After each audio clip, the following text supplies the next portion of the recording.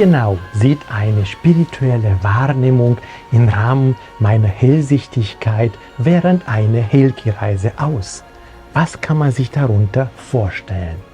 In der Reihe Erfahrungsberichte möchte ich dir heute gerne wieder ein Beispiel aus der Praxis mitteilen, damit du ein bisschen mehr dir vorstellen kannst, wie eine solche Heilki-Reise aussieht. Das passiert während der Sitzung hier bei mir und dann habe ich ja besondere hellsichtige Momente, wo ich viele Sachen sehen und wahrnehmen kann. Willkommen zu Heilki, dein Leben aus einer anderen Perspektive. Reisen durch die Zeiten. Als der Klient zu mir war, habe ich mit ihm mich ein bisschen unterhalten. Ich versuche nicht allzu viel aus seinem Leben herauszufinden, damit natürlich die Ergebnisse, die anschließend auch besprochen werden, ein bisschen, wie soll ich sagen, auch eine Art Test ist für mich, ob das, was ich während der Hellsichtigkeit wahrgenommen habe, passt mit dem, was der Klient fühlt oder weiß.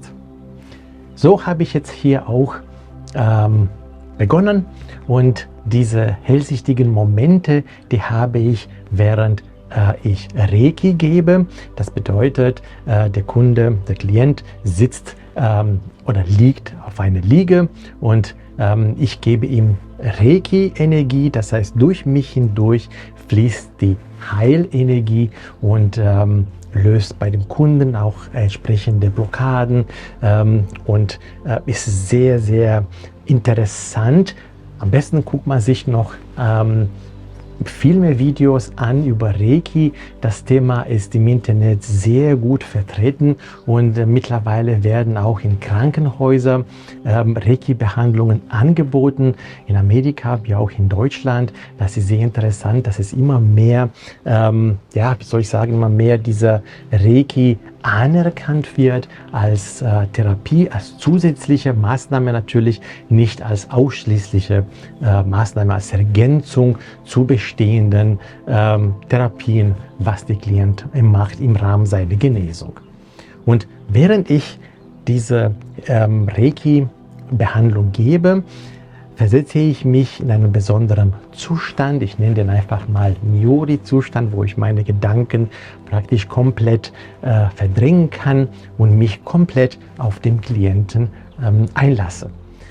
Im Rahmen von diesem Zustand, wo ich entsprechend entspannt bin, kann ich verschiedene Wahrnehmungen sehen und jetzt geht es um diesen Erfahrungsbericht Nummer 3, das ich jetzt hier mitteilen möchte. Und zwar, ich sah in seiner Vergangenheit, in einem früheren Leben von ihm, sah ich ein großes Feld, das war relativ trocken, halb Wüste, würde ich sagen, im Hintergrund Berge und hier war relativ spät abends und es wurde ein Podest aufgebaut und darauf ein Scheiterhaufen, wo ein Mensch verbrannt werden soll, beziehungsweise schon dabei war zu verbrennen.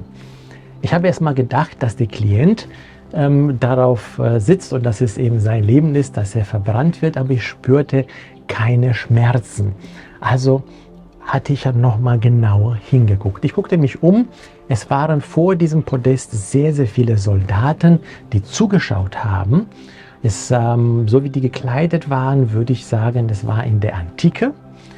Und auf dem Podest neben dem Scheiterhaufen war ein weiterer Mann in schwarz gekleidet, sah aus wie der spirituelle Führer, der religiöse Führer, der Priester und in ihm fanden wir unheimlich starke Kämpfe zwischen der hellen und der dunklen Seite.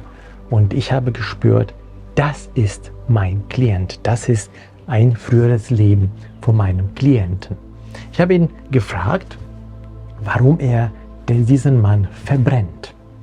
Und er sagte, dass das Verbrennen dieses Menschen ihm gut tut. Es ist eine Heilung für ihn und es ist wahnsinnig motivierend für die Soldaten draußen. Und in ihm spürte ich, wie diese gute und die böse Seite gegeneinander gekämpft haben. Ich würde nicht sagen böse Seite, man hat ja nicht unbedingt böse Seiten, das ist immer eine Bewertung der Menschen, die auf die Person gucken. Deswegen würde ich nicht unbedingt böse sagen, aber zwischen der dunklen und der hellen Seite. Es war ein wahnsinnig starker innerer Kampf, den ich da auch wirklich fast schon krampfartig verspürt habe.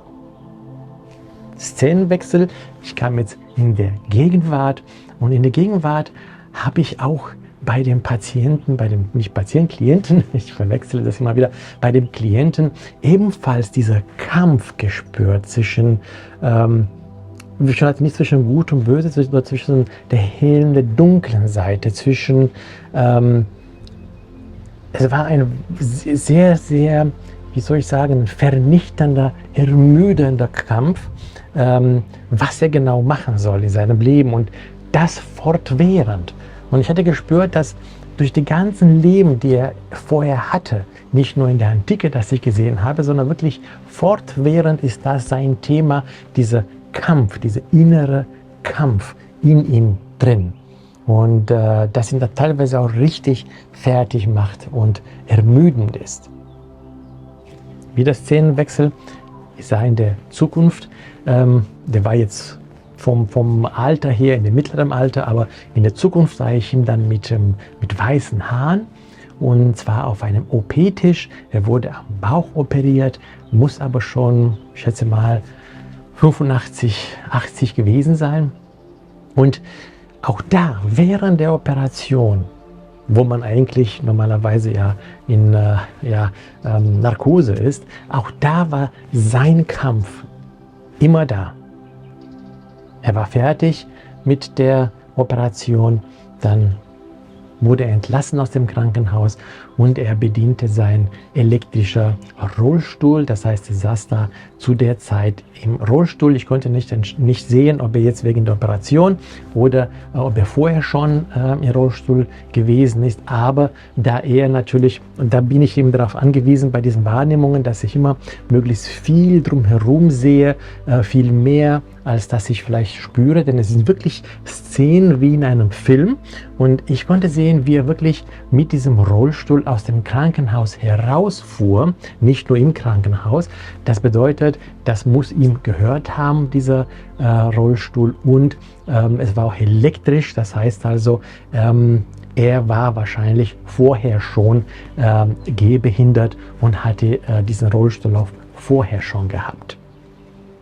Ich habe dann anschließend mit dem Klienten gesprochen und ich habe da natürlich ihm alles erzählt, denn alles, was ich sehe, was ich wahrnehme, ist es so, dass ich dir das erzählen kann und darf, denn ich sehe nur das, was du wissen darfst, was du erfahren darfst. Und er hat mir dann tatsächlich bestätigt, dass er schon seine Kindheit her, immer dieser Kampf in ihm hat, immer dieser fast schon stressartiger Kampf hat, aufgewühlt und immer wieder, was soll er machen, wie soll er machen, zwischen gut, zwischen gut und böse, aber zwischen hell und dunkel. Es war ja nicht so, dass er ein Krimineller war, dass man so zwischen gut und böse war, aber immer dieser hell- und dunkelkampf, wo man nicht immer weiß, wohin soll man. Und das passte total super auf das, was ich gesehen habe. In weiteren Sitzungen müssen wir natürlich gucken, wie wir vielleicht aus diesem ewigen Kampf herauskommen. Vielen Dank und schau dir gerne die anderen Erfahrungsberichte der Helki-Reise an. Bis demnächst.